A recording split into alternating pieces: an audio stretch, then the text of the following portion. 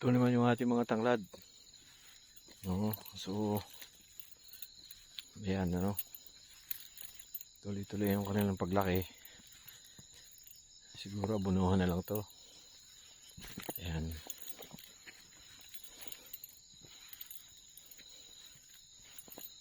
Ayan, no.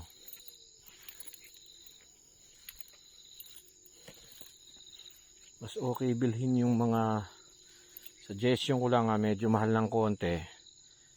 Pero mas okay bilhin yung nakapat, no? Yung mga binili ko na nakatanggal na yung sa puno, medyo hirap tumubo eh. O, ayan, oh. Oh. Ayan, oh, yung binunot. Mas mabuti pang bumili kayo nung parang, di ko alam kung 30 o 40 pesos. Nakapat sila. Pag nilipat mo sa lupa, sure ball ka naman natutubo talaga. No? Ayun, daming namatay doon. Yung mga binili ko na nakatanggal. Yung ugat. Mataas. Yung versus ito, binili ko na naka plastic pot. Ayan, 100% yung tubo nila.